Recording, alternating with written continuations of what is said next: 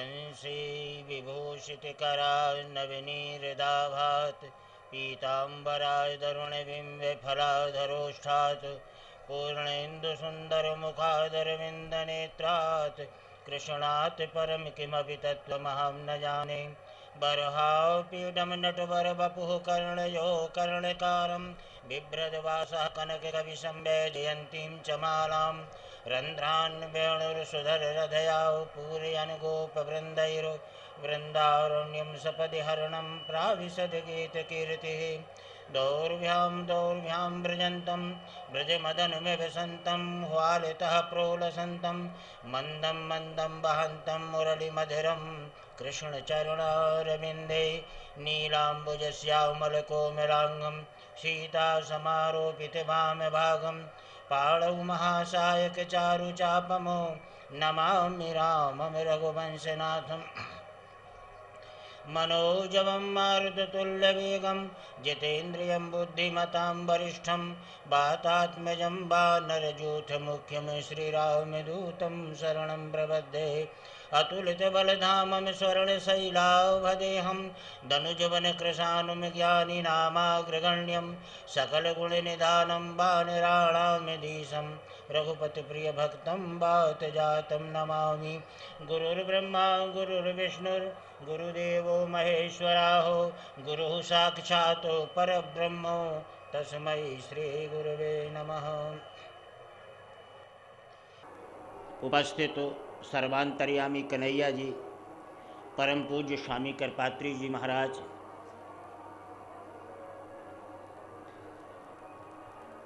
संतगण, विद्वत परिषद, धर्म प्रेमी सज्जनों, देवियों,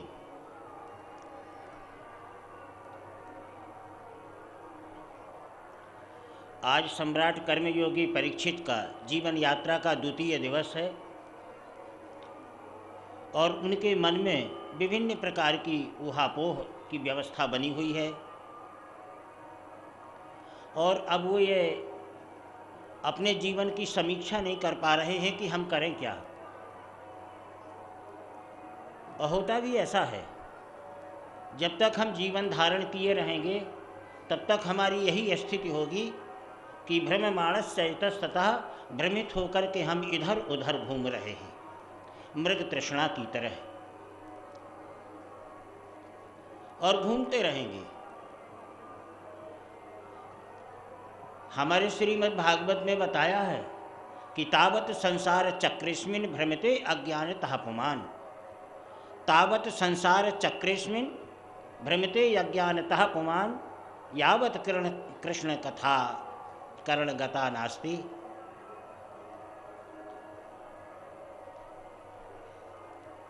कृष्ण कथा जब तक कानों में नहीं पड़ेगी तब तक मनुष्य इधर उधर भ्रमित होकर के घूमता रहेगा।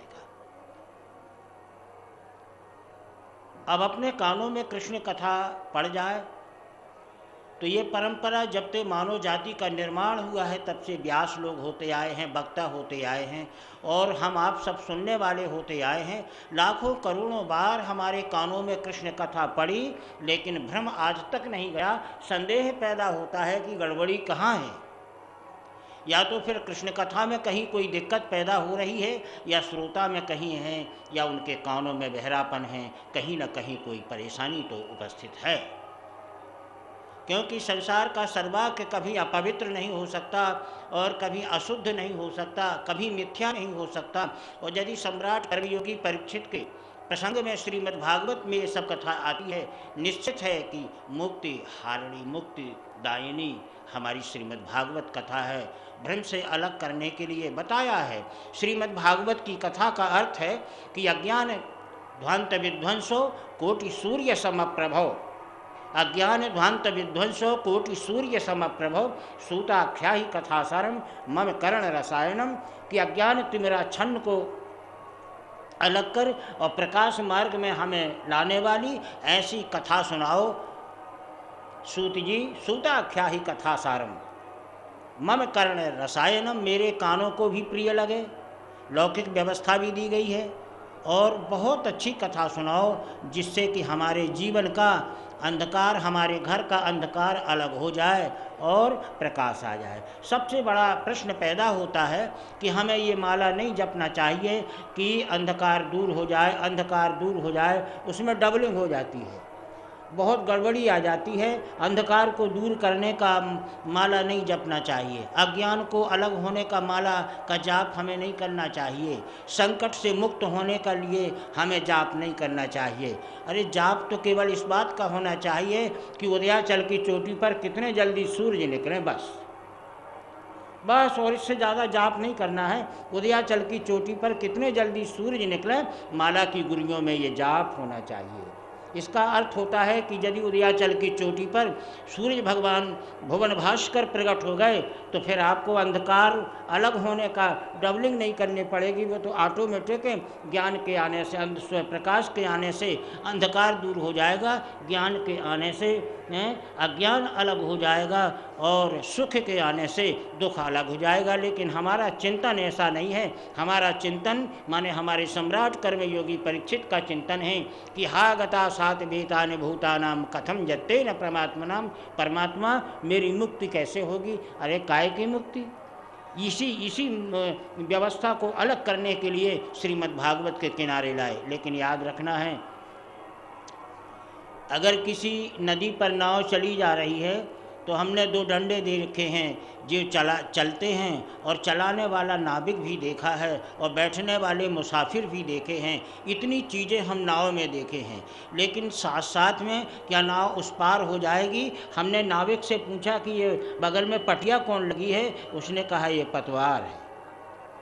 मतलब ये पतवार को आप क्यों नहीं खो रहे हैं। तब उसने कहा नैतम जाति प्रबाद अंध्यानाम संकटकालीन ब्रजानपनाम, जिस समय संकटकालीन समय आता है नाव का, मुसाफिरों का, उस समय पतवार साथ देती है। पतवार का उपयोग सब जगह नहीं होता है। तो यदि आपके नाव में पतवार डंडा रहे आमे, आप सब कुछ रह, इसी तरह ये संसार सागर में हमारी जीवन नौका है। इसमें खेने वाले हमारा हम और आप हैं, और हमारे धर्म और कर्म दो डंडे हैं। इसके बाद भी यदि आप चाहें कि संसार रूपी सागर में अपनी जीवन नौका बिना पतवार के पार कर लें, सर्वथा संभव है। इसलिए हमारे जीवन में धर्म कर्म के डंडे हो गए, खेने वाले हम हो गए, समुद्र संसार हो गया और जीवन हमारी नौका हो गई। पतवार चाहिए संतों की कृपा। जय श्री कृष्ण।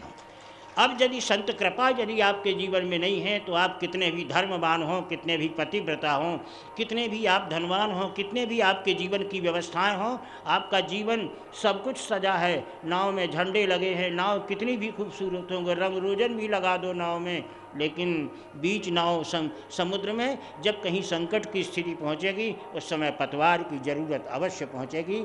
आज सम्राट कर्मयोगी परीक्ष का जो जीवन है, जीवन नौका है, संसार में संकटग्रस्त है, 7वें दिन तक्षक नाग काटेगा और वो काल के गाल में कबलित हो जाएंगे। उनके जीवन में भ्रमात्मक केवल यही व्यवस्था है कि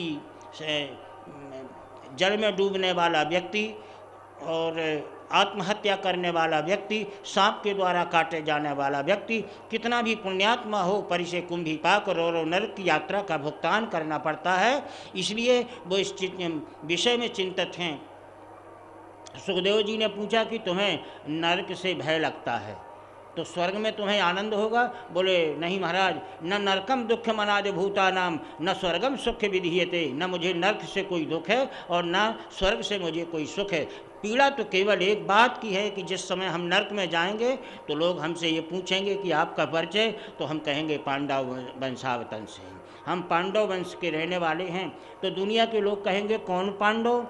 बोले तो हमें कहना पड़ेगा कि जहाँ महाभारत हुआ था, धर्म क्षेत्रे कुरुक्षेत्रे समावेतायुत्सवा मामका पांडवा शैव किम अकुर्वत संजय वाले पांडव दल के हम वंश के हैं। तो बोले कि वही पांडव महाभारत में जिनकी मदद, जिनकी सहायता अखंड मंडलाकारम व्याप्तम जिन चराचरम वाले भगवान कृष्ण ने की थी। बस यहाँ पर दुख की पीड़ा प्रारंभ हो जाती है कि मैंने कर्म किया, एक ऋषि के गले में भ्रमात्मक वश भ्रमवश मैंने मरा हुआ सर्प डाल दिया, ऋषि बालक ने मुझे श्राप दिया, तो कर्म करता तो मैं हूँ, श्राप मुझे मिलना चाहिए और उसका भुगतान मुझे करना चाहिए कि नरक में मैं जाऊँगा, लेकिन मेरे साथ साथ भगवान कृष्ण का नाम भी नरक में जाएगा। मैं कुपुत्र सुपुत्र नहीं, मैं तो बहुत बड़ा कुपुत्र ठहरा, मैं कैसे क्या करूं। दुख इस बात का है कि मेरे साथ में भगवान कृष्ण का भी नाम नरक में गया है। अपने जीवन में यही चिंतन होना चाहिए कि जब जब मन में जीवन में कहीं कोई व्यवस्था आवे तो अपने खानदान, अपनी परंपरा, अपने समाज, अपने राष्ट्र की चिंता करनी चाहिए। हमारे परिवार का, हमारे समाज का, हमारे राष्ट्र का अतीत इतिहास बताता है कि बहुत से हमारे परिवार और समाज में और राष्ट्र में ऐसे लोग मिलेंगे जिन्होंने अपने स्वार्थ की तिलांजलि देकर के परमार्थ में अपने जीवन को आहुति दे डाली, इसलिए कि मुझे रक्षा करनी थी परिवार की, समाज की और राष्ट्र की। तो हमारे जीवन की सार्थकता केवल इसी में है। लेकिन सम्राट कर्मयोगी परीक्षित को नारद जी जैसे संत की जब सहायता मिली तो वो वहाँ पर पहुँच गए। अब यहाँ पर एक चिंतन करना है, किसी भी जगह पर चलने के लिए पहले बाहर से भीतर की ओर जाएंगे, भीतर से बाहर की ओर जाएंगे, तब तो आपको सारी स्थिति समझ में आ जाएगी। तो सम्राट कर्मयोगी परीक्षित जी को नारद जी ने सुखदेव जी के पास पहुँचा दिया। ये आपके जीवन का बहिरंग है, ये आपके जीवन का बाहरी हिस्सा है। अब अपन को यदि अंतरंग में प्रवेश करना है तो थोड़ी गहरे और गोता लगाना पड़ेगा। यदि आप अंतरंग में जाएंगे तो आपको ये प्रतीत होगा। संत जी ने सम्राट कर्मयोगी परीक्षित को सुखदेव जी के पास पहुंचा दिया। इस बहिरंग के अंतरंग में यदि ढूंढना है, ये परंपरा होनी चाहिए जीवन में। अगर किसी चीज़ को ढूंढना है तो बाहर से आपको भीतर की ओर जाना पड़ेगा, निश्चित जाना पड़ेगा। और यदि आपने एक टक रख लिया तो समझ लो कि आप कुछ नहीं कर पाएंगे, ना आपको आपकी मंजिल मिल जाएगी। चूँकि मंजिल बहिरंग नहीं है, मंजिल अंतरंग होती है, इसमें कहीं कोई लाभ होगा नहीं हमें आपको। यदि सुखदेव जी को आपको समझना भी तो उससे कोई लाभ नहीं होगा, नहीं, उनको कोई ज़रूरत नहीं है। और नारद जी को समझने की भी कोई ज़रूरत नहीं है, इसलिए कि तुम और नारद जी बराबरी के हिस्सेदार हो। अगर वो वीणा के धनी थे तो तुम भी वाणी के धनी हो, दोनों बराबर के संत हो। सवाल ये है कि उनमें संतों का आचरण था और तुम में संतों का आचरण नहीं है, बस अंतर केवल इतना ही है। नहीं तो उनको भी समझने की कोई आवश्यकता नहीं है। आवश्यकता केवल इस बात की है कि हमें बहिरंग से लेके अंतरंग को समझना है। और जब भी भीतर जाएंगे तो पता चलेगा। बहिरंग तो आपको समझ में आ ही गया कि एक नारद ने एक सम्राट कर्मयोगी परीक्षित को सुखदेव जी के पास पहुंचाया। ये आपका जीवन है। इस जीवन के बहिरंग में अंतरंग क्या छिपा है कि एक ज्ञान ने एक अज्ञान को एक महाज्ञान के पास पहुंचा दिया। एक प्रकाश ने एक अंधकार को महाप्रकाश के पास पहुंचा दिया। बस ये अंतरंग है। इस अंतरंग के अंदर आएंगे तो ये आवश्यकता पड़ेगी कि मानव जीवन में ज्ञान की भी आवश्यकता है। अज्ञान को समाप्त करने के लिए आपके घर में प्रकाश की ज़रूरत है। आपको अंधकार को समाप्त करने के लिए अंधकार का जाप, अंधकार की माला हाथ में लेने की ज़रूरत नहीं। उदयाचल की चोटी पर भुवन भास्कर कितनी वक्त प्रकट हो जाए, अंधकार स्वयं चला जाएगा। तो आप तो आगमन का, आप तो सत्य वस्तु का, ज्ञान का भजन करो, ज्ञान का भजन करो, प्रकाश का भजन करो। अंधकार को, अज्ञान को दूर करने का भजन करेंगे, ये आपकी नेगेटिव व्यवस्था हो जाएगी, ये आपके जीवन से बाहर वाली बात हो जाएगी। तो हम तो भजन करें पूर्व की ओर, हम भजन करें उदयाचल की ओर, हम भजन करें। सूर्य की भी भजन करने की ज़रूरत नहीं है, बस उनके स्थान का भजन करो, वो स्वयं आएंगे। हम में गड़बड़ी यही है कि हम मंदिर को बिल्कुल नहीं देखते, भगवान को पहले देखते हैं। अगर मंदिर को देखते होते तो जूता पहन के कभी मंदिर में प्रवेश न करते। हम तो पहले भगवान को देखते हैं। और भगवान को देखने का अर्थ होता है कि भगवान को देखने के बाद भी नहीं मिल पाते, भगवान को सुनने के बाद भी आपको सुनाई नहीं पड़ता है कोई भगवान है।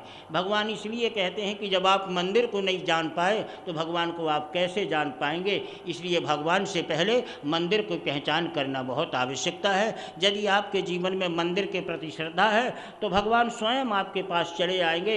यत्रम जात प्रभात मंध्यानाम तुम एवं परिदृश्यति, परमात्मा का संविधान है, परमात्मा का नियम है यदि आप मंदिर का प्रामाण्य करते हैं, मंदिर का सम्मान करते हैं, तो मंदिर में बैठे हुए भगवान आपका सम्मान करेंगे। आपको फिर जब भगवान आपको सम्मान दे देंगे तो दुनिया के सम्मान से फिर हमें क्या तात्पर्य है, क्या मतलब है। इसलिए मंदिर का सम्मान करो। और यदि आपके जीवन में मंदिर का सम्मान हो जाएगा, आपका जीवन सारा चरित्रमय, सारा शुद्धमय, सारा पवित्रमय हो जाएगा। सम्राट कर्मयोगी परीक्षित को सुखदेव जी महाराज ने यही व्यवस्था बताई कि आज उनके जीवन का एक अलग हो गया। जब एक ज्ञानी ने एक अज्ञानी को और महाप्रकाश के पास पहुंचा दिया, तो सवाल इस बात का है कि वहाँ कोई विसंगति उनके जीवन में नहीं रही। हमारे श्रीमद् भागवत में सम्राट कर्मयोगी परीक्षित को कभी नारद जी ने ये उपदेश नहीं दिया कि आप ये उपाय करिए, और अंधकार का नाम ही नहीं लिया, ब्रह्म का नाम ही नहीं लिया। बस उन्होंने तो केवल एक बात कर लिया कि जहाँ से जाने से तुम्हारा वैपरीत्य पक्ष समाप्त हो जाएगा, वहाँ हम ले जाके आपको रख देंगे। तो एक ज्ञान ने एक अज्ञान को महाज्ञान के पास रख दिया। मतलब एक छोटे से प्रकाश ने बड़े भारी अंधकार को महाप्रकाश के पास रख दिया। अंधकार स्वयं समाप्त हो गया। सम्राट कर्मयोगी परीक्षित की जीवन यात्रा प्रारंभ हो गई। सम्राट कर्मयोगी परीक्षित को सुखदेव जी ने समझाया कि महाज्ञानेन तमसात् छिन्नो जातः त्वमेवं परिवर्धति। तुम्हें चिंता करने की आवश्यकता नहीं है। मानव जीवन एक बार मिलता है। पुनरपि जननम पुनरपि मरणम पुनरपि जननी जठरे दुखम वाली व्यवस्था से मुक्त होने का हमें उपाय नहीं करना चाहिए। क्योंकि यदि हम भगवान से ये वरदान श्रेष्ठ दान मांगते हैं कि हमें मुक्ति चाहिए, हमें मोक्ष चाहिए, हमें वैकुंठ चाहिए, यह हमारे जीवन की अज्ञानता होगी। भगवान उसमें हंसेंगे। आपको ये कहेंगे कि जब बड़े बड़े देवताओं ने तन से मांगा और हमने उनको नहीं दिया और आपको दिया है, उस तन से आज इतने विमुक्त हो गए हैं, इतने मोह निरत हो गए हैं कि उससे आप मुक्ति चाहते हैं, वैकुंठ चाहते हैं, माने पुनः जन्म नहीं लेना चाहते हैं। ऐसी स्थिति नहीं है। 84 लाख योनियों के बाद मनुष्य का जन्म फिर मिलता है, लेकिन आपके कर्म, आपके धर्म, आपके मर्म सुकृत होना चाहिए, पवित्र होना चाहिए, पुनः जन्म मिलता है। तो वो 84 लाख योनियों की जो व्यवस्था है कि 20 लाख स्थावर जानो, 9 लाख सब जलचर मानो, 29 11 लक्ष कूर्म कवि गाए, 40 पक्षीगण 10 लाख बताए 50, और 30 लाख पशु जाना हूँ भाई 80, 4 लाख बंदर दुखदाई 84। जब यह 84 कट जावे, तब मनुष्य का कहूँ तन पावे। सुनिश्चितम जाते न प्रमाद मन ध्यानम तुम एवं परिवर्धते। परमात्मा मनुष्य का जन्म देता है, तो इस जन्म से विमुक्त नहीं होना चाहिए। इसमें अपने मोह रखना चाहिए। संसार से यदि आप निरत हो जाएंगे, संसार से आप मोह अलग कर देंगे, तो और भगवान संसार के रचयिता कि आप कृपा चाहते हैं, तो ये संभव नहीं है। परमात्मा का कहना है कि यदि वास्तव में आप मुझे पहचानते हैं तो शरीर धारण करने के बाद पहले अपने आप को जानो। जब ये अपने आप को पहचान लोगे तो फिर आप संसार को आपकी समझ में आ जाएगा, और जब संसार को आप पहचान लोगे तो भगवान दौड़ेगा भक्त को पहचानने के लिए। उल्टी व्यवस्था होगी। माने जहाँ भगवान के पास हमें जाना चाहिए वहाँ परमात्मा स्वयं आता है। ये हमारा नियम है, व्यवस्था है, परमात्मा का संविधान है। हमारे वेद, हमारे शास्त्र, हमारा जो खट शास्त्रों के अनुकूल व्यवस्था है वो कुछ भी हो, लेकिन इन सब से परे होकर के परमात्मा की व्यवस्था सबसे अलग है। उनकी व्यवस्था तो केवल भक्त को आप्लावित करती है, और भक्त की व्यवस्था केवल भगवान को आप्लावित करती है। उनसे नियम धर्म कानून से कोई मतलब नहीं। उनके तो केवल एक ही बात है कि हम भगवान के हैं, भगवान कहते हैं भक्त हमारे हैं। अगर जीवन में केवल यही 2 मंत्र, ये संबंध स्थापित हो जाएं तो फिर कहीं भटकने की आवश्यकता ही नहीं है। हम 10 जगह भटकते हैं। कैसे? भ्रममाणश्च इतस्ततः, भ्रमित होकर के हम इधर उधर घूम रहे हैं, इधर उधर घूम रहे हैं। थोड़ी दूर में राम नहीं मिले तो हम हनुमान के पास चले गए।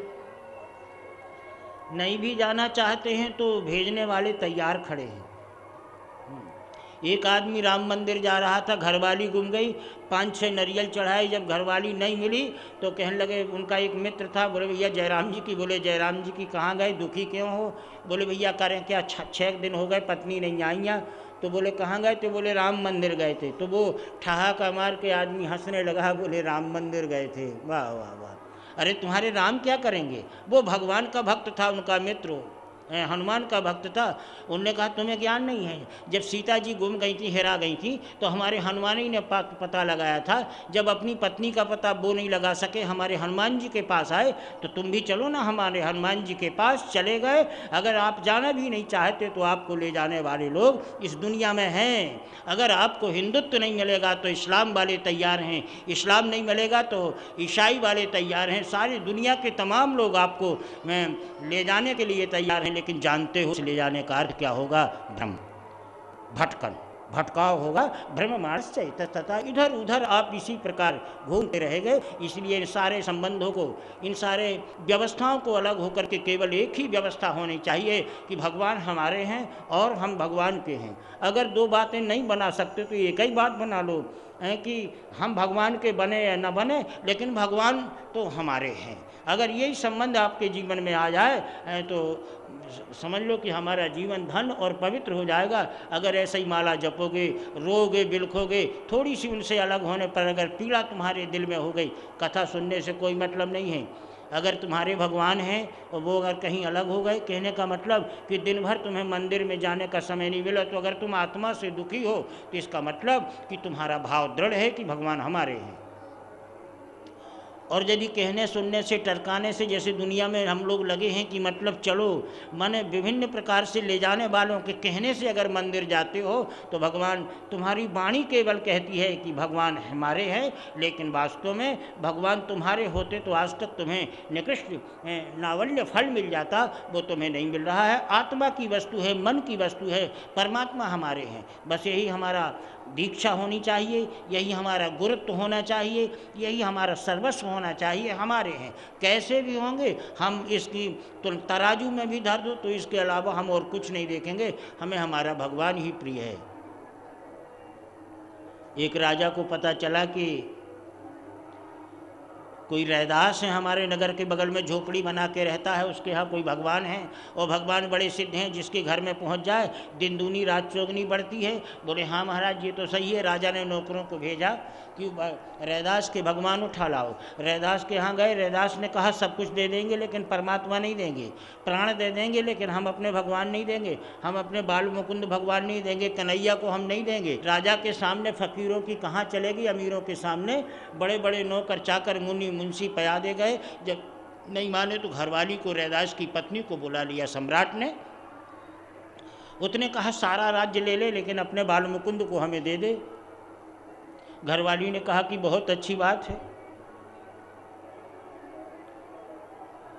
पत्नी ने जाके अपने पतिदेव को, भक्त रैदास को समझाया और बोले कि आप दे दो, इतनी बड़ी संपत्ति आपको मिलती है और इसके बाद भी एक छोटी सी पीतल की मूर्ति तुम्हारे घर में है, और इतनी सी 1.5 आंगुल की पीतल की मूर्ति को अगर तुम दे दोगे और लाखों मन सोना मिल जाएगा, राजमहल मिल जाएगा, इससे बड़ा और क्या है।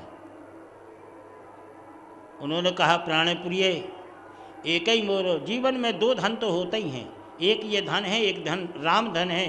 तो रैदास ने कहा कि प्रिय एक ही मोरो राम, एक ही मोरे दीनदयाल ब्रज संभारी। रैदास ने कहा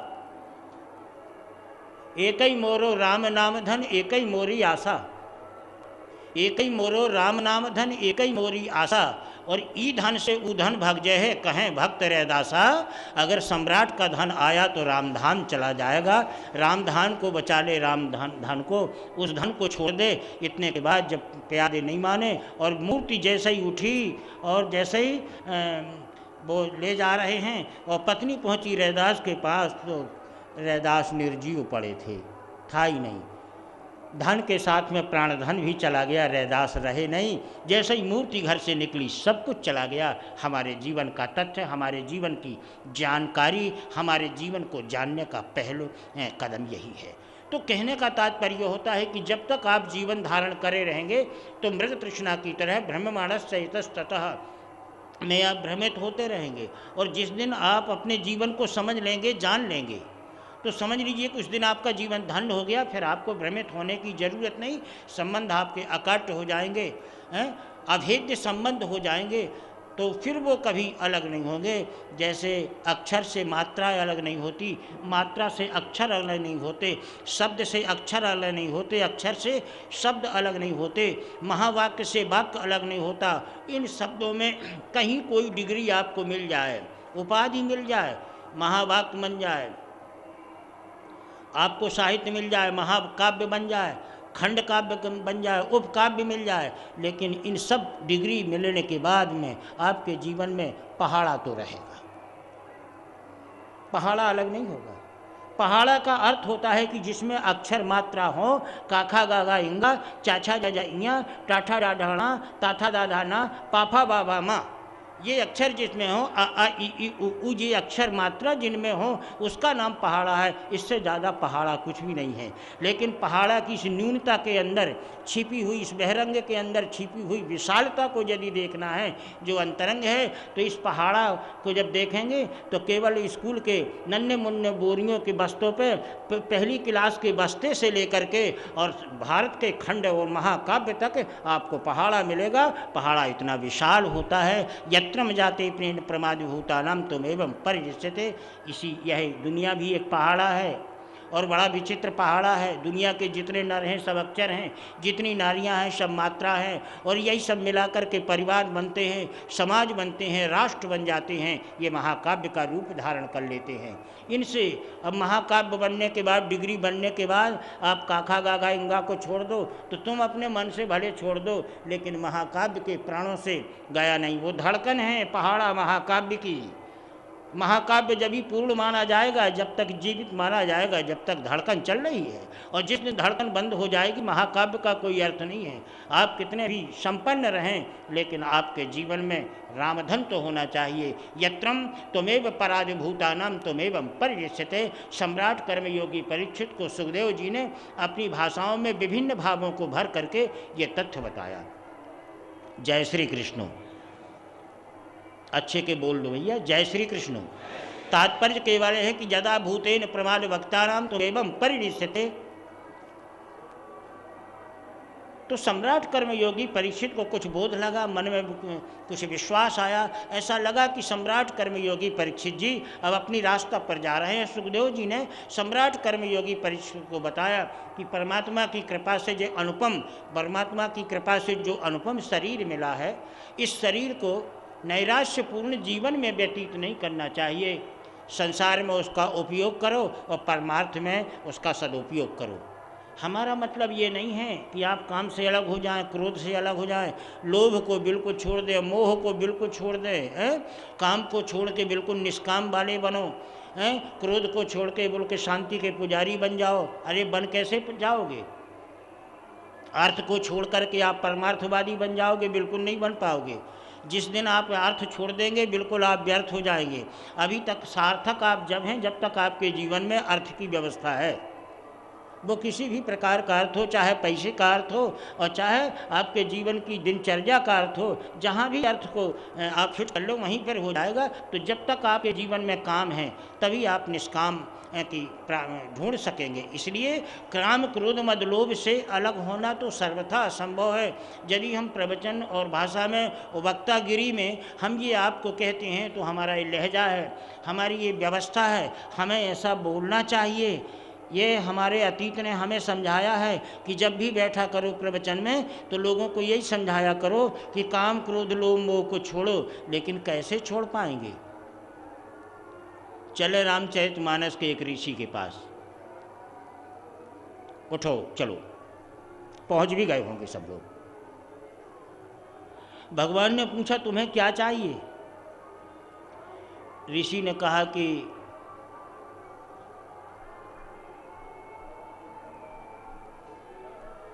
जो कुछ आपको देना हो वैसा ही दे दो। भगवान ने कहा तुम्हें क्या चाहिए? तो कवि ने कहा कि नार्थ धर्मम च कामम च मोक्षम नैव परमात्मनाम। न आपका अर्थ चाहिए, न धर्म चाहिए, न काम चाहिए, न आपका मोक्ष चाहिए। तो बोले फिर जब इतनी चीज़ें नहीं चाहिए तो फिर काम क्रोध मद लोभ ले लो।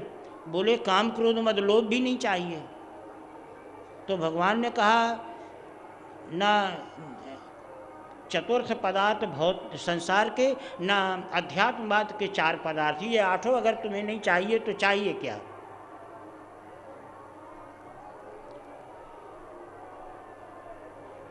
तो संत ने कहा कि केवल एक ही बात दे दो कि तुम हमें प्यारे लगो। भगवान ने कहा कि ये कौन सा वरदान है कि हम प्यारे लगें, कि दुश्मन लगें, कि बैरी लगें। ये कौन सा वरदान तुमने मांग लिया कि हम प्यारे लगें। बोले तुम्हारी लिस्ट में चाहे ये वरदान हो या ना हो, हमें तो इससे कोई मतलब नहीं, हमें तो केवल एक ही बात है कि तुम हमें प्यारे लगो। अगर है तुम्हारी डिक्शनरी में तो निकाल के दे दो, नहीं है तो ना ही कर दो। सीधी सीधी सच्ची सी बात है, कोई हमारी आपकी कोई ऐसी स्थिति तो नहीं है। बोले तो अच्छा। भगवान परेशान हो गए। भगवान तुलसी के राम ने कहा तुलसी के संत से कि हम तुम सब एक ही घर में रहने वाले हैं। अगर तुम वाल्मीकि के संत होते और हम तुलसी के राम होते तो कुछ गड़बड़ी हो जाती, लेकिन तुम जो मांग रहे हो वो इसलिए तुम्हारी हम इज्जत करते हैं कि तुम हमारे घर की एक कुठलिया में रहते हो। माने रामचरितमानस के संत तुम हो और रामचरितमानस के राम हम हैं, इसलिए कैसे लगे। ठीक है, ऐसे ही हम प्यारे लगेंगे, लेकिन एक और बता दो कि हम तुम्हें प्यारे कैसे लगे। ये भगवान राम का प्रश्न हुआ। ये तो प्रभु ने मान लिया रामचरितमानस के राम ने कि हो कैसे प्यारे लगें, लेकिन कैसे प्यारे लगें। केवल अपना चिंतन बिंदु वहाँ पर ले जाइए, पीछे। यहाँ पर गोता लगाए, लेकिन पीछे चिंतन बिंदु ले जाइए कि काम क्रोध मद लोभ को कैसे छोड़े। ये तुलसी के संत और तुलसी के राम का बीच का वाद विवाद है। तो हाँ ठीक है, तुम हमें प्यारे लगे, हम प्यारे लगे तुम पे, लेकिन ये बता दो कैसे लगे। तब कभी कहता है कि बोले काम ही नार प्यार जिमी, काम को छोड़ने की बात चल रही है। हम कह रहे हैं काम क्रोध मद लोभ छोड़ो। काम ही नार प्यार जिमी और लोभी के जिमी दाम। और जैसे काम को नारी प्रिय लगती है कामी को, और लोभी को जैसे दाम प्यारा लगता है, तिमि रघुनाथ निरंतरो, बोले प्रिय लागहूँ मोहि राम। जिस प्रकार लोभी को दाम प्यारा लगता है, वैसे ही भक्त को राम प्यारे लगें तो कभी भक्त और भगवान का संबंध अलग नहीं हो सकता है। यत्राम भूतेन क्रमाद जन्यानाम त्वमेवं परिदर्श्यते। अब जब हमारा इतिहास ये बताता है, अब हम कहते हैं आप लोभ को छोड़ो। अगर लोभ को छोड़ोगे तो त्याग को कभी आप तलाश नहीं पाओगे, क्योंकि लोभ के किसी एक झोली में किसी एक छोटा सा खीसा है, जेब है, वहीं पर चुपचाप वो त्याग बैठा हुआ है। काम की कोठरी में ही निष्काम है, क्रोध की व्यवस्था में ही शांति व्यवस्था है। कहीं ना कहीं तो कोई प्रामाण्य है उससे छिपा हुआ है। यात्राम जाते न क्रमाद बंध्यानाम तुमेवं परिवृश्यते। अगर क्रोध में शांति को ढूंढना है, सम्राट कर्मयोगी परीक्षित को सुखदेव जी ने बताया। सम्राट ने प्रश्न किया कि महाराज इनको तलाशा कैसे जाए। तो बोले कि सबसे बड़ी भूल हमारी ये है कि हम तलाशते नहीं हैं, शांति को तलाशते हैं। लेकिन शांति कैसे मिलेगी जब तक आपको क्रोध नहीं मिलेगा, क्योंकि क्रोध में ही शांति छिपी है, काम में ही निष्काम छिपा हुआ है, लोभ में ही त्याग छिपा हुआ है। जब तक हम लोभ को पहचानेंगे नहीं, लोभ को पहचान लो, लेकिन भीतर की चीज़ किसी को बताना नहीं। अगर भीतर की चीज़ छिपी हुई चीज़ को मिल जाओगे तो बिगड़ जाएगी, वो फिर आपको नहीं मिलेगी। इसलिए सयाने आदमी, होशियार आदमी आपको बहरंग दिखाते रहेंगे, लेकिन अंतरंग में क्या रखा है ये आपको बिल्कुल नहीं बताएंगे। क्रोध का झोला बताएंगे लंबा चौड़ा, और काम में झोला में बड़ी झालरें लगी हैं, उस झोले का नाम है काम झोला, लोभ झोला, मोह झोला। लेकिन भीतर अगर कुछ है तो उसको सियाने लोग नहीं बताएंगे। सियाने माने अच्छे लोग नहीं बता पाएंगे। एक बब्बा थे, सौदा लेने के लिए जाते थे, गांव के नौजवान थे। लोगों ने पूछा कक्का इसमें रखा क्या है।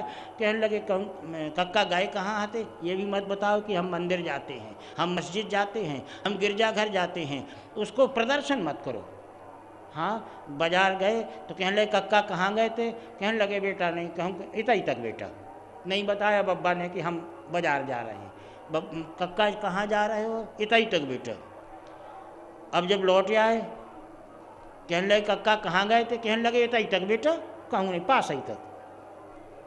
कहने लगे कक्का झोला में क्या रखा है। कहने लगे कछु नहीं बेटा, कहने कछु तो बताओ, कहने लगे गटर सटर रखो बेटा, कछु नहीं, काहे को बलाए में तुम परे हो, गटर सटर रखो है साहब। और वो अपने घर में पहुंच गए तो बीच के जितने भी लोग तुम्हारे तथ्य का अन्वेषण करने वाले लोग मिले वो हमारे जीवन में भी हैं, हमारे अंतरंग की बात जानना चाहते हैं, लेकिन थोड़ा सा भी अगर सियानपन आपके जीवन में छिपा हुआ है तो आपको झोला आपका प्रदर्शन कर देंगे, लेकिन झोला के अंदर रहने वाली जो आपकी आनंदमय वस्तु है उसका प्रदर्शन आप नहीं करेंगे। ये जीवन को जानने की प्रक्रिया है, जीवन को धारण करने की प्रक्रिया नहीं है। तो जब जीवन में इसी प्रकार की व्यवस्था आपके प्रामाण्य होगी तो कहने का तात्पर्य होगा कि आपको बहिरंग में छिपा हुआ अंतरंग आपको मिलेगा। सुखदेव जी ने सम्राट कर्मयोगी परीक्षित से बताया किस परमात्मा का सानिध्य, परमात्मा का प्रामाण्य, परमात्मा की व्यवस्था, संसार के रचयिता को अपन जब ही समझ सकते हैं जब संसार से हमारा अनुराग हो, संसार से हम प्रेम करें और संसार हमसे प्रेम करे। अगर सच्चा संसार से आपका अच्छी मित्रता हो जाती है या संसार के आप घुले मिले आदमी माने जाते हैं तो निश्चित है कि एक दिन इस संसार में छिपा हुआ संसार का रचयिता भी आपको मिल जाएगा और आपको सारी व्यवस्थाएं जीवन में आ जाएंगी। इसलिए परमात्मा को प्राप्त करने के पहले संसार के रचयिता को प्राप्त करने के लिए हमारे वक्तागिरी में न आए, प्रवचन में मत आए, आप इन बातों में न पढ़ें। सबसे बड़ा प्रवचन करता है आपके अंदर बैठा हुआ है, जो आपको संचालन करता है, आपको सुनवाता है, आपको दिखवाता है, आपको घ्राण शक्ति के द्वारा आपको गंध सुगंध दुर्गंध की व्यवस्थाएं बताता है, उसे तो एक बार पहचान लो। अगर वो आपके जीवन में पहचान में आ जाएगा तो यत्राम भूते न प्रमाद जन्ध्यानाम तुम एवं परिष्यते।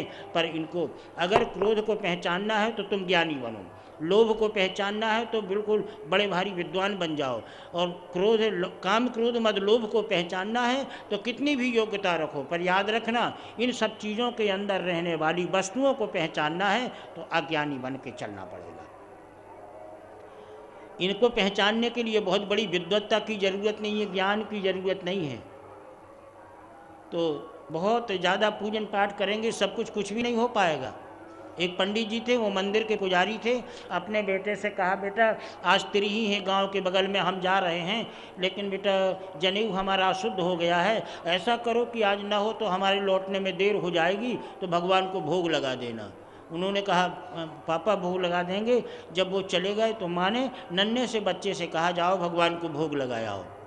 और जब भोग लगाने गया तो बांके बिहारी बैठे थे और कहने लगा कि अतम दुग्धे न प्रमाद भूतानम पिबंतु न तु संशय। कन्हैया दूध पी लो, जल्दी पी लो, अगर तुम दूध नहीं पियोगे कन्हैया तो पापा हमें मारेंगे, मम्मी हमें डांटेगी कि तुम कन्हैया को दूध पिला के नहीं आए, और याद रखना अगर तुम नहीं पियोगे तो फिर हम पी लेंगे, और अगर हम पी लेंगे तो फिर तुमको पिवाएंगे। परिणाम ये निकला जब ज़्यादा जिद हो गई और जब कहाँ मंदिर में बैठे हुए पत्थर की मूर्ति क्या दूध पिएगी, वो तो भोग लगाने की एक कर्मकांडी है हमारी, हम लोग भोग लगाते हैं। परिणाम ये भोग केवल इसलिए लगाया जाता है कि भोजन को पवित्र बनाने के लिए। अगर अपने जीवन में भोजन को पवित्र बनाना है, अपने अनाज को पवित्र बनाना है तो भोजन के पहले भोग लगाओ, तुम्हारा जीवन भी धन्य हो जाएगा। ये परंपरा चली है। दूध कहाँ पीने वाले हैं, बालक ने गुस्सा में आके पी लिया, थोड़ा सा दूध पी लिया, बोले हाँ ऐसा लग रहा है कि तुम्हें परिवेक्षतम अहम भोक्षात प्रदीयते, ऐसा लग रहा है कन्हैया कि मैं भूखा हूँ और तुम पहले ऐसा कह रहे हो कि मैं पहले पी लूँ फिर तुम पी लोगे, तो लो मैं पी रहा हूँ। बस तुरंत तो 2 घूंट पी लिया और पत्थर की मूर्ति में सिर रख करके कान्हा के और कहने लगा लोग तुम पी लो, और गट गट करके कान्हा दूध पी गए और प्रसन्न होकर के बालक घर आया। जब तक पिताजी आ गए उन्होंने कहा बेटा भोग लगाया है, अरे कहने लगे भोग लगाया है, दूध पी लिया कन्हैया ने। बहुत देर तक आरजू मिन्नत करते रहे, जब नहीं पिया 2 घूंट हम पी के फिर कान्हा को पिलाए, कान्हा हमारा मित्र है, और पी लिया। और जब पी लिया तो पिताजी पागल हो गए कि सारा जीवन मंदिर के पुजारी बने बने हो गए, आज तक कभी भोग में एक बिंदु भी भगवान ने नहीं पिया और बालक ने बालक को दूध पिला दिया। ये बड़ी विचित्र बात है। तो अगर बालक को पहचानना है तो बालक बनो, अज्ञानी बनो। मंदिर को पहचानना है तो ज्ञानी बनो, मंदिर में बैठी हुई मूर्ति को पहचानना है तो ज्ञानी बनो, लेकिन मूर्ति में जो सत्य छिपा है परमात्मा उसे पहचानना है तो अज्ञानी बनना पड़ेगा। जय श्री कृष्ण। और यदि अज्ञानी बन करके आप जाएंगे, आपके ज्ञान की शलाका नहीं रहेगी, तो परमात्मा वहाँ कृपा करेंगे, अपने सत्व का अनुभव बता देंगे। तो कहने का तात्पर्य है कि काम क्रोध मद लोभ है, इनको पहचानना है तो कितने बड़े भारी आप ज्ञानी बन जाओ, ये ठीक है, लेकिन इनके अंदर, क्रोध के अंदर शांति है, लोभ के अंदर त्याग, इनको यदि पहचानना है तो आपको अज्ञानी बनना पड़ेगा। ज्ञानी बन के यात्रा, जीवन यात्रा कभी नहीं हो सकती, उसे अज्ञान बन के ही जाना जा सकता है। इसका सीधा अर्थ जानते हैं, सुखदेव जी ने सम्राट कर्म योगी परीक्षित को बताया कि बहिरंग को पहचानने के लिए ज्ञानी बनो या ना बनो ये अलग बात है, लेकिन अंतरंग को पहचानने के लिए अज्ञानी बनना बहुत आवश्यक है। बहिरंग को पहचानने के लिए कितने बड़े वक्ता बन जाओ, कितने बड़े विद्वान बन जाओ, सब कुछ भी बन जाओ, लेकिन उसके भीतर को पहचानने के लिए आपको तो ज्ञान शून्य बनना पड़ेगा, अज्ञानी बनना पड़ेगा। और जब आप ज्ञान शून्य बन जाएंगे, बिल्कुल अज्ञानी बन जाएंगे, तो बड़ी कृपा होगी। और ज़्यादा ज्ञानवान बनेंगे तो आपको लोग अंधा बना देंगे। हमारी ज्योति है, हम आँखों में लाइट है, हम सब कुछ देख सकते हैं। कहने लगे तुम कुछ नहीं देख सकते। उजीला उजीला को देख सकता है, उजीले में उजीले को पहचान सकता है। हमारे सांख्योपनिषद में कहा है कि जानिष्ठा प्रकारता तादृश धर्मत्वावच्छिन्न छिन्न घटक छेदकता वच्छेदकता संबंधित निरूप भावो च प्रकाशः सैव प्रकाशो विद्यते। सांख्य दर्शन का ये नियम है। अरे बोले समझते क्या हो, अल्लाहों में इतनी बड़ी लाइट है कि बहुत दूर है। संपाति ने कहा था कि मैं देखूं तुम नाही गीधा ही दृष्टि अपार। तो बानरों ने कहा कि जब तुम ऐसा कह रहे हो कि गीधा ही दृष्टि अपार, गीध की दृष्टि अपार होती है। अगर कहोगे हम बहुत दूर का देख लेते हो तो गीध के सिवाय और कुछ नहीं बन पाओगे, लेकिन किसी की मदद नहीं कर पाओगे। बोले क्यों? बोले बूढ़े भयो न तो करते हूँ कछुक सहाय तुम्हार। बड़ी कमजोरी है जीवन में। डींग तो हाँक दोगे कि गीधा ही दृष्टि अपार, लेकिन जब वो कहेगा कि अपार है तो हमारी शांति कहाँ छिपी है? सीता ये बता दो। हम लोग बानर हैं, सीता को ढूंढने आए हैं। जटायु के भाई संपाति ने कहा बगल ही में है, पास ही में है। बोले कहाँ? बोले वो देखो। बोले तुम देख रहे हो, हम नहीं देख रहे। तब संपाति ने कहा कि गीधा ही दृष्टि अपार। ये अपने बड़प्पन का व्याख्यान सब कर लेते हैं हम और आप। और जब कोई भिखारी बन के आएगा कि हमारी सीता कहाँ है, बानर बन के आएगा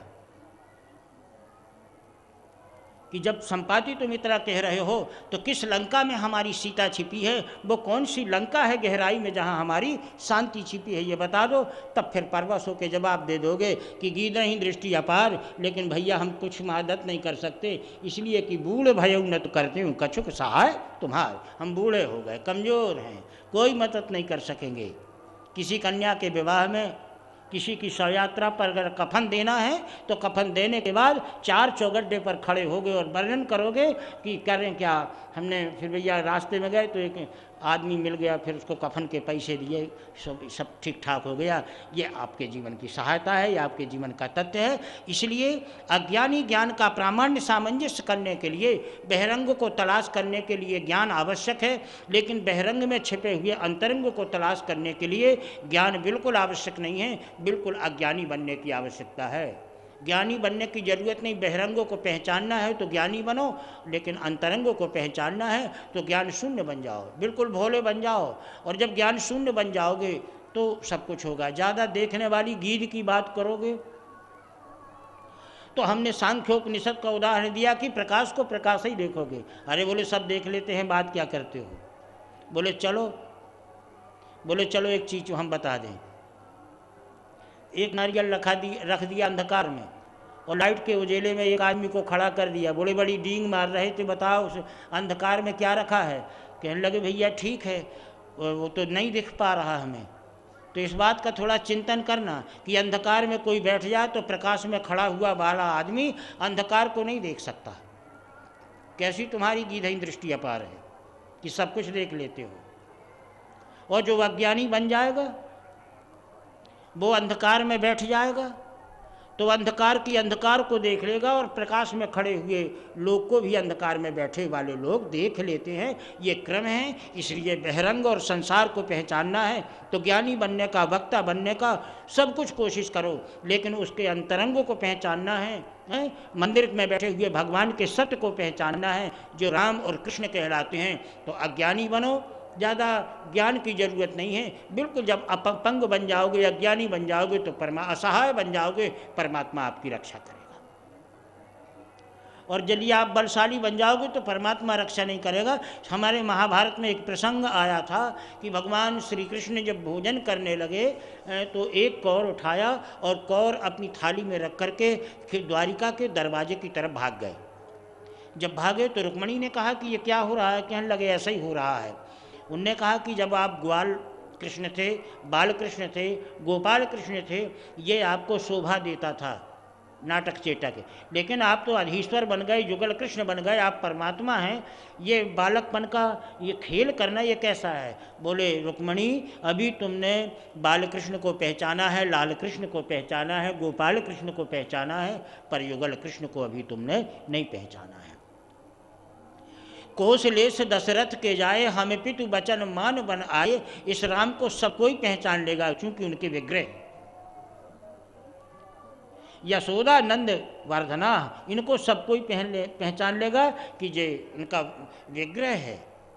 लेकिन परमात्मा को हम कैसे पहचानें?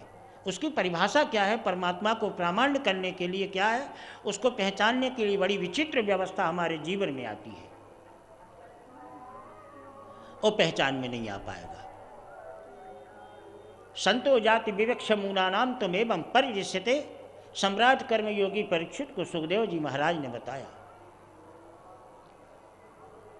कि उस परमात्मा की सक्रिय व्यवस्था को पहचानने के लिए जीवन में परिवर्तन बहुत ही आवश्यक होगा।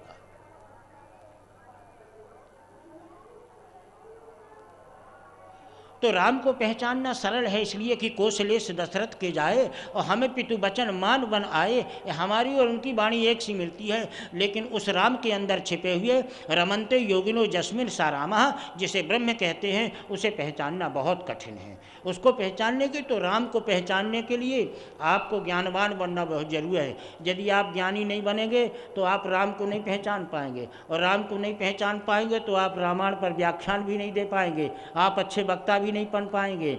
यदि आप ज्ञानी नहीं बनेंगे तो आप श्रीमद् भागवत पर प्रवचन नहीं कर पाएंगे। इसलिए इनको पहचानने के लिए ज्ञानी बनना जरूर है, लेकिन इनमें छिपा हुआ जो ईश्वर है, परमात्मा है, उस परमात्मा को पहचानने के लिए तो आपको अज्ञानी बनना बहुत आवश्यक है। इसलिए रुक्मणी, तुमने अभी गोपाल सब कृष्णों को पहचाना है, लेकिन युगल कृष्ण जो अखंड मंडलाकारम व्याप्तन जेन चराचरम वाला परमात्मा है, उसे आपने पहचाना नहीं।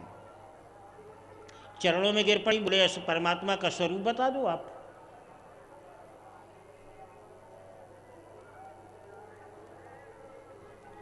बोले परमात्मा के स्वरूप, परमात्मा को जानने के लिए ज्ञानी बनना आवश्यक है, विद्वान बनना आवश्यक है, लेकिन परमात्मा के उसके स्वरूप को समझने के लिए जीवन में अज्ञान का साम्राज्य होना चाहिए, अंधकार बहुत आवश्यक है। भटक जाओगे, भटके रहो, लेकिन जब भटके रहोगे तो बेसहारा होके भटको, ज़्यादा अपनी गुणमंतरियाई मत लगाओ। हाँ, भटकने में कहीं गुजेला ढूंढो कछू, अरे चले जाओ ना, कहीं भी गिरना होगा, कहीं भी भटकना होगा, कुएं में जाएंगे, आग में जलना होगा, बिल्कुल वैसे ही चले जाओगे। ताकतवर मत बनो, कहीं ना कहीं बेसहारे को सहारा तो मिलेगा। परिणाम ये निकला कि वह महाराज चरणों पे गिर पड़ी, और जब दीन होकर के रुक्मणी बोली तो भगवान ने कहा, रुक्मणी, जब मैं ग्रास उठाने लगा तो ग्रास उठाने के पहले मेरे दिमाग मस्तिष्क में यह चिंतन होता है कि भोजन करने के पहले मेरे जीवन में विचार आता है कोई दुखी तो नहीं है।